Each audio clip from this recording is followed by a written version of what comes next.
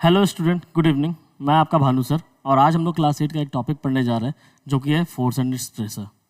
फिलहाल अभी हम लोग को क्या पढ़ना है वो हम लोग पॉइंट आउट देख लेते हैं। हम लोग को पढ़ना है फोर्स एंड प्रेशर, और प्रेशर में इस चैप्टर में हम लोग को 4 पॉइंट पढ़ने हैं: फोर्स, प्रेशर, सरफेस टेंशन और फ्रिक्शन। क्या क्या पढ़ना है आपको?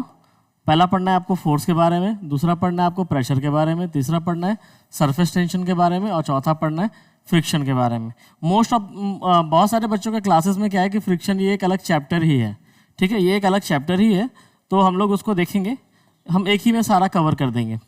फिलहाल अभी जब हम लोग फोर्स स्टार्ट करेंगे तो हम लोग को उसमें सबसे पहले पढ़ना है, सबसे पहला पढ़ना है डिफिनेशन, उसके बाद उसका यूनिट, फिर क्या इसके इफेक्ट होंगे और मैग्नीट्यूड ऑफ फोर्स। और जब हम लोग प्रेशर स्टार्ट करेंगे तो उसका definition, atmospheric pressure, pressure in liquid और सबसे इंपॉर्टेंट पास्कल लॉ। बाकी जो चीज़ें पढ़नी है वो हम लोग आगे पॉइंट आउट देख लेंगे, उसको कैरी ऑन कर लेंगे आगे पे। ठीक है, तो फिलहाल अभी देखिए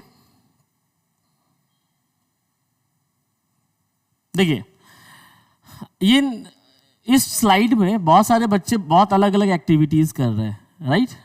अब इस वाले केस में क्या है कि ये जो बच्चा है वो क्या कर रहा है, क्या दिखा रहा है, ये धक्का दे रहा है। ये क्या दे रहा है? धक्का दे रहा है आगे वाले बच्चे को, ये धक्का दे रहा है इस तरीके से। ठीक है, कोई दिक्कत नहीं है। इस वाले में क्या है, ये रस्सी को अपनी तरफ खींच रहा है और ये भी रस्सी को अपनी तरफ खींच रहा है ना। ये क्या कर रहा है, इस चीज़ को ऊपर की तरफ खींच रहा है, और ये क्या कर रहा है, इस चीज़ को ऐसे खींच रहा है। मतलब अगर तुम यहाँ ध्यान दो तो यहाँ पे दो ही चीज़ हो रहा है, एक या तो कोई धक्का दे रहा है या तो कोई खींच रहा है। ठीक है, और हम डिफिनेशन का बात करें फोर्स का तो क्या बोलोगे? एक्ट ऑफ पुश और pull is known as force. अभी फिलहाल के लिए ये डिफिनेशन काफ़ी है। एक्ट ऑफ पुश और pull is known as force. किसी भी ऑब्जेक्ट में अगर आप पुश और पुल करते हो, इसका मतलब आप वहाँ पे फोर्स लगा रहे हो और वो फोर्स है। और आगे जा करके इसका जब हम लोग देखेंगे एसआई यूनिट, तो एसआई यूनिट फोर्स का क्या होता है? न्यूटन। क्या होता है? न्यूटन, जो कि कैपिटल एन से रिप्रेजेंट करते हैं लेकिन लिखते स्मॉल एन से है। ठीक है, इसके बारे में भी मैंने पहले ही प्रीवियस क्लास में बता चुका है कि स्मॉल एन से न्यूटन को क्यों लिखना पड़ेगा, क्योंकि न्यूटन आइजैक न्यूटन का नाम था, और अगर हम यहाँ पे कैपिटल एन से उसको लिखेंगे यूनिट को, तो ये उस नाउन को रिप्रेजेंट करेगा और फिर ये उनके नाम को रिप्रेजेंट कर देगा, ना कि इस एसआई यूनिट को रिप्रेजेंट करेगा। ओके, चलिए आगे देखते हैं। अगर हम देखें इस चैप्टर में इफेक्ट ऑफ फोर्स के बारे में, किसके बारे में? इफेक्ट ऑफ फोर्स के बारे में। तो किसी भी ऑब्जेक्ट में अगर फोर्स लगता है, मान के चलो कि ये ऑब्जेक्ट अगर यहाँ पे रेस्ट पे है और अगर हम इसमें फोर्स लगाए तो ये क्या होने लगेगा? मोशन में आ जाएगा। सरफेस अगर प्लेन है तो सरफेस ऑब्जेक्ट अगर रेस्ट पे है तो वो मोशन में आ सकता है, और अगर ऑब्जेक्ट कोई मोशन में है तो उसको अगर हम पकड़ ले या उसको फोर्स लगाए या ब्रेक लगा दे तो वो किस में आ जाएगा? रेस्ट पे आ जाएगा। मतलब पहला क्या है कि वो force can change the state of an object. ठीक है, रेस्ट से मोशन और मोशन से रेस्ट।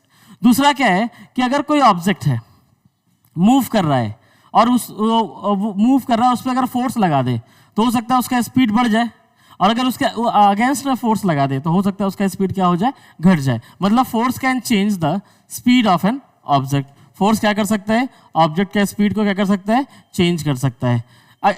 नेक्स्ट क्या है कि यहाँ पे देखिए जो बॉल आ रहा है, अब जैसे ये हिट करेगा उसका डायरेक्शन क्या हो जाएगा? चेंज हो जाएगा। तो force can change the direction of an moving object. और लास्ट है force can change the shape and size of an object. जैसे ये जो पॉट है, जिस तरीके का प्रेशर इसके हाथों के द्वारा यहाँ पे पड़ेगा उस तरीके का ये शेप यहाँ पे तुमको देखने को मिलेगा। ठीक है, तो क्या पढ़े हम? Force can change the state of an object. दूसरा क्या पढ़े?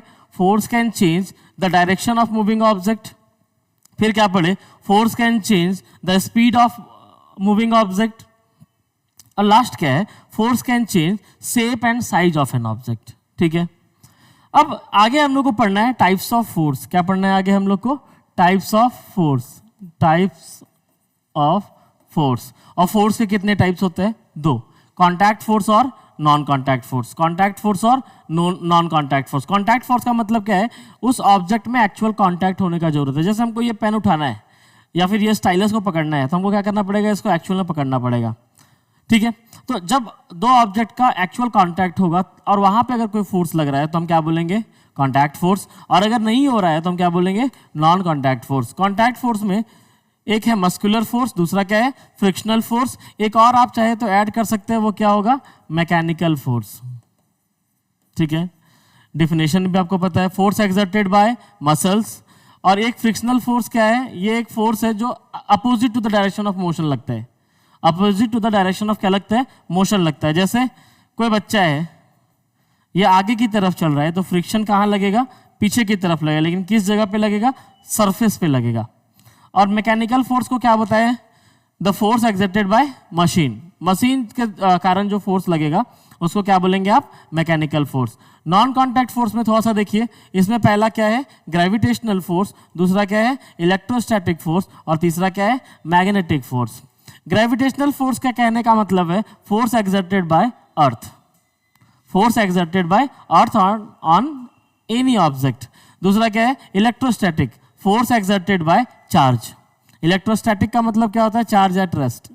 इलेक्ट्रोस्टैटिक का मतलब क्या होगा, चार्ज एट रेस्ट। तो जो चार्ज रेस्ट पे है और उसके कारण अगर कोई फोर्स लग रहा है तो आप क्या बोलेंगे, इलेक्ट्रोस्टैटिक फोर्स बोलेंगे। Next one is magnetic force. आप तो मैग्नेट के बारे में बहुत अच्छे से जानते हो, एक मैग्नेट जो फोर्स एक्सर्ट करेगा उस फोर्स को क्या बोलेंगे, मैग्नेटिक फोर्स बोलेंगे। कोई दिक्कत है, चलिए आगे चलते हैं, एक एक करके इसको डिफाइन करते हैं थोड़ा। मस्कुलर फोर्स, अभी ये जो बच्चा है इस पानी को खींच रहा है, तो कैसे खींच रहा है, अपने हाथों से खींच रहा है, पुल कर रहा है वो, लेकिन फोर्स किसके कारण लग रहा है, मसल्स के कारण लग रहा है, तो हम क्या बोलेंगे, इसको मस्कुलर फोर्स बोलेंगे। अभी यहाँ पे जो ये एनिमल है like bullock also made use of muscular force. ठीक है, अब ये जो जानवर है इसमें ताकत लगाएगा, इसको खींचेगा, जब खींचेगा तो कांटेक्ट होना बहुत जरूरी है, तो इसलिए ये भी फोर्स कैसा फोर्स है, muscular force, force exerted by muscles. Next one is frictional force.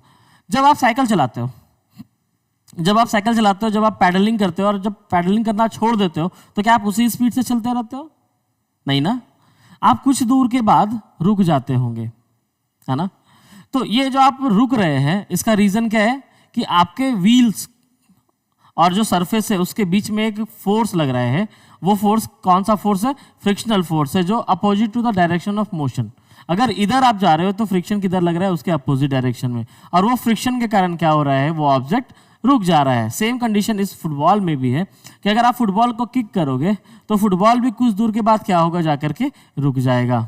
ठीक है, तो आगे ऐसे ही वीडियोस के लिए या फिर ऐसे इंटरेस्टिंग क्लास के लिए बने रहने के लिए आप हमारे चैनल को सब्सक्राइब कर सकते हैं, इन्फिनिटी क्लासेस, और अपने दोस्तों के साथ शेयर कर सकते हैं। बाकी इसका प्रॉपर क्लास हमारे ऐप इन्फिनिटी क्लासेस में पब्लिश किया हुआ है, और उसमें लाइव क्लासेस भी अगर आपको करना है तो आप इनरोलमेंट कर सकते हैं।